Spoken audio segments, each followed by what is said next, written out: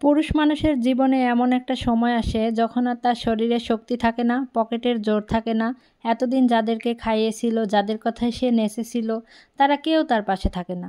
পাশে থাকে একমাত্র ওই অবলা নারী, তার স্ত্রী, যাকে সে দিনের পর দিন অবহেলা করেছিল, মানুষের কথায় তার উপর শারীরিক মানসিক নির্যাতন করেছিল।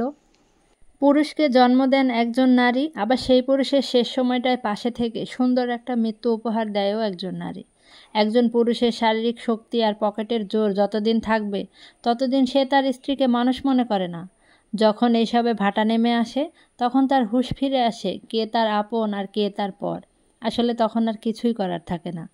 আপনার ভালোবাসার এখন আর তেমন মূল্য থাকে না, কারণ আপনার স্ত্রী ওই যে এসবের আর দরকার পড়ে না, কারণ সে অভ্যস্ত হয়ে পড়ে অন্যভাবে।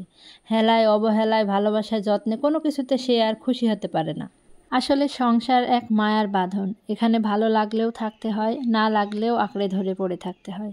কত শত সংসার টিকে আছে শুধুমাত্র সন্তানের মুখের দিকে চেয়ে। এই সন্তানও একসময় পর হয়ে যায়। শেষ বয়সে এসে পাওয়া না পাওয়ার হিসেব মেলাতে গিয়েও হিসেব মেলে না। সেই অবহেলিত অযাচিত নারী আপনার শেষ বয়সে আপনাকে বাহুডোরে বেঁধে রাখে, আপনার বিপদে আপদে সুখে দুঃখে পাশে থাকে। তাই আজ থেকেই সতর্ক হন, নিজের সহধর্মিণীকে মূল্য দিতে শিখুন। তাকে মূল্য দিন, যাতে শেষ বয়সে তার কাছে লজ্জিত হতে না হয়। এই দুনিয়ার একটা নিয়ম কি জানেন? কথাটা কিন্তু কঠিন হলেও সত্যি। তেল মাথায় সব মানুষই তেল দেয়। যার সব আছে তার কাছে সবাই আছে, আর যার কিছু নেই তার কাছে কেউই নেই। এটি পৃথিবীর নির্মম সত্যি। বিশ্বাস করলেও সত্যি, বিশ্বাস না করলেও সত্যি।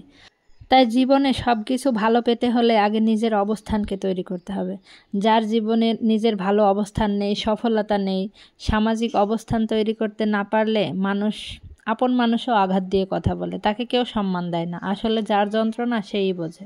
একজন স্ত্রী তার স্বামীর কাছ থেকে প্রায়োরিটি না পাওয়া, একরাশ অবহেলা নিয়ে বোঝানো যে তুমি কতটা অযোগ্য, কতটা অবহেলার, এগুলো আসলে তার প্রিয় মানুষটাই বুঝিয়ে দেয়। আসলে নিজের মানুষগুলোই বেশি কষ্ট দেয়। নিজের মানুষগুলোই বুঝিয়ে দেবে যে তুমি তার অযোগ্য।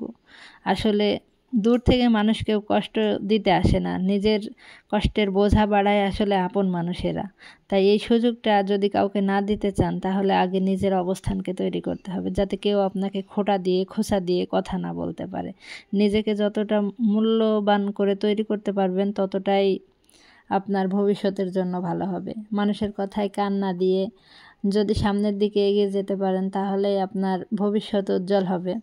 তো ভিডিওতে অনেক কিছু বললাম, আসলে এগুলো গল্পই ধরে নেন, তবে এই গল্পের মতোই কিন্তু মানুষের জীবন, মানুষের জীবনের সাথে এগুলো ঘটে থাকে।